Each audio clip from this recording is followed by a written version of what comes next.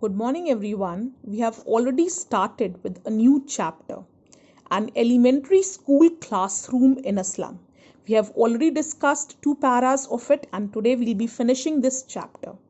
Now, an elementary school classroom in a slum is about a small school which is there in a slum area, right? The poem tells you about the condition of the school, the way the school appears to be, and what kind of problems do these children of the slums face, how they are considered to be unwanted section of the society, how they live in the worst condition and no one even cares for them, no one even cares to change their situation, right? They are malnutrition, they don't get they are under nutrition kids, they suffer from various diseases, but still there is no one who can come and help them out, who can pull their hands out of darkness towards light. There is no one who can provide them with proper education. They are simply considered to be an unwanted section of the society. Stephen Spender was an English poet and essayist. He took a keen interest in politics and declared himself to be a socialist and pacifist.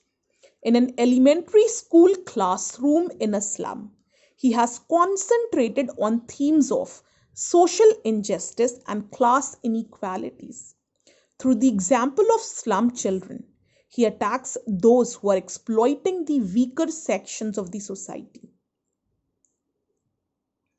Far, far from gutsy waves, these children's faces, like rootless weeds means the unwanted ones, the hair torn round the pallor, the tall girl with her weighed down head, the paper seeming boy with rat's eyes means hungry eyes, the stunted unlucky hire of twisted bones, reciting a father's gnarled disease, his lesson from his desk at back of the dim class, one unnoted, sweet and young, his eyes live in a dream of a squirrel's grain, in tree room other than this.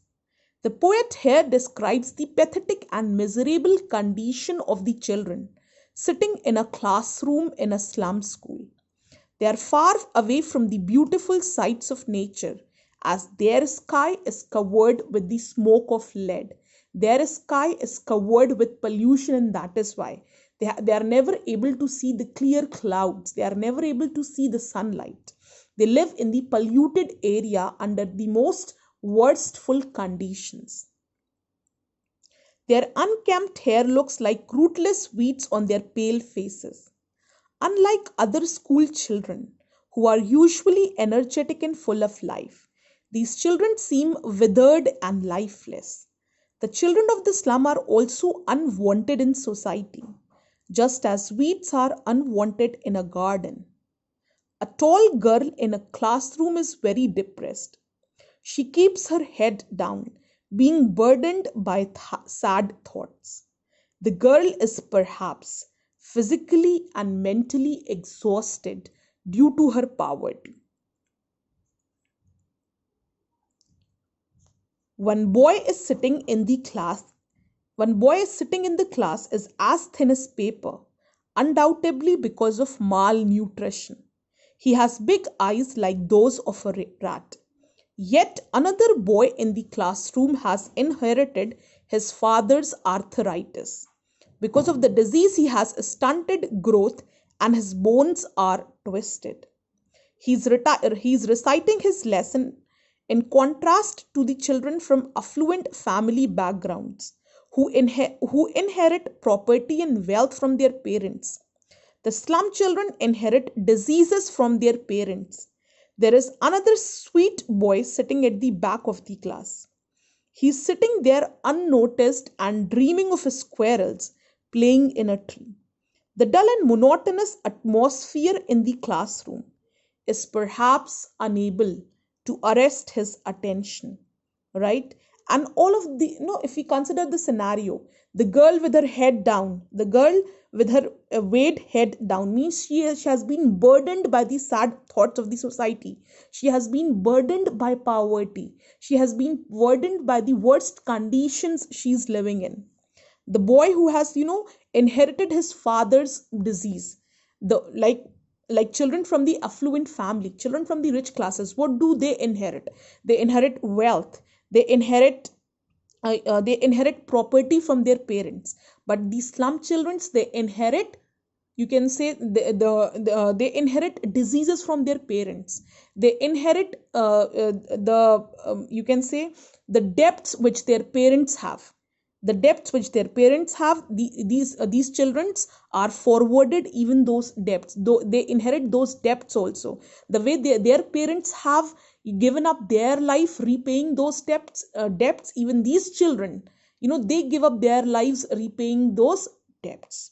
So they have been burdened by debts, they have been burdened by sad thoughts, they have been burdened by the society.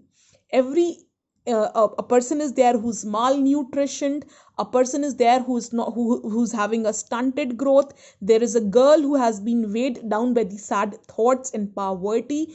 And among all, leaving if we leave all of them, there is a boy who's still dreaming, right? Who still dreams of something good, right? He dreams of something good. And because and his attention is not there in the class is the reason is the dull atmosphere of the class.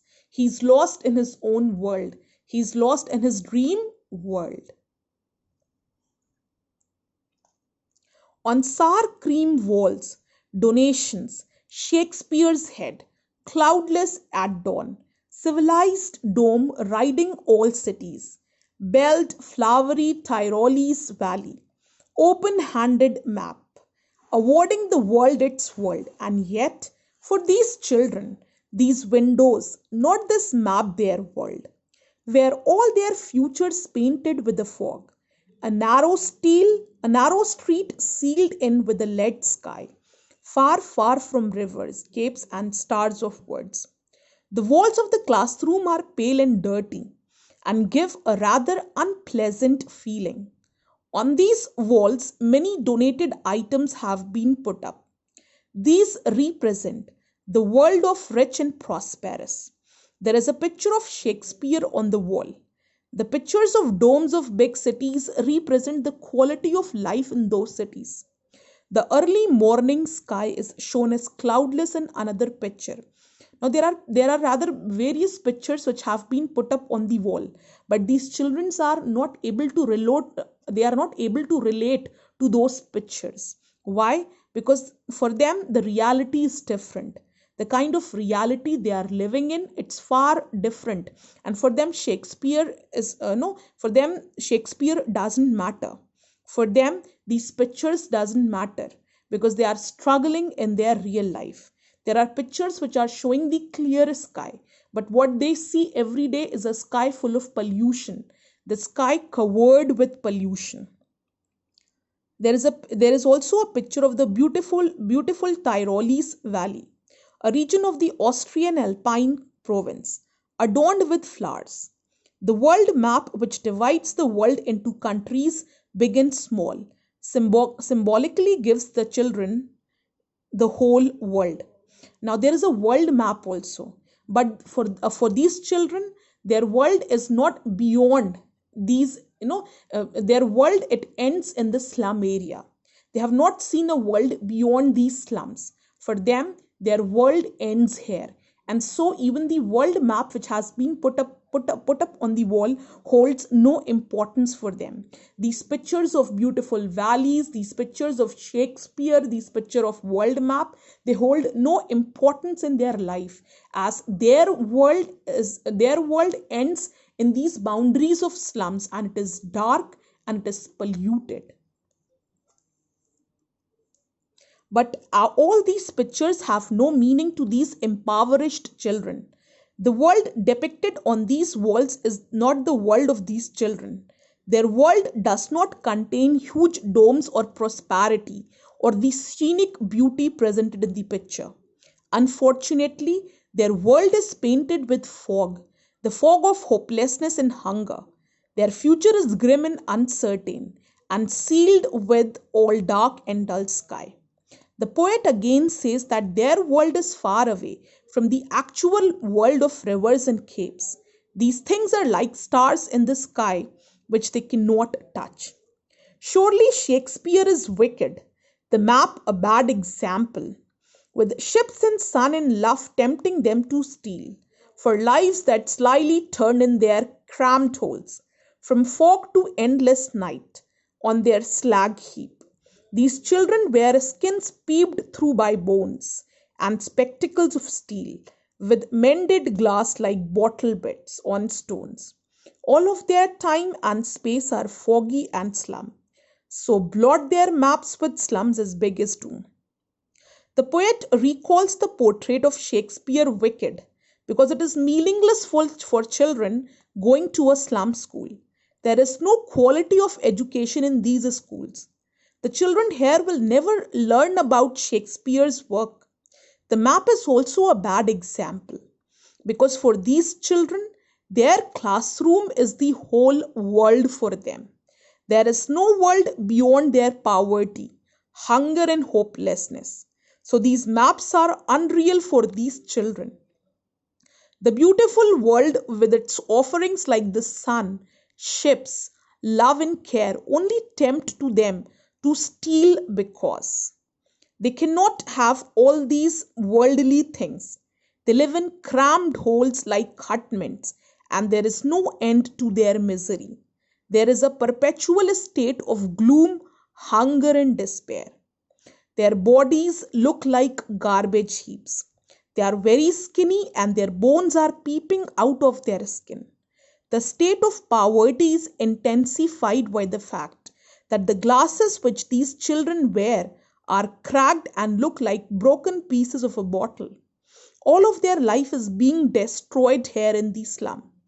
The slum is like a blot as big as doom on the maps, and these children, that is the lives of these children.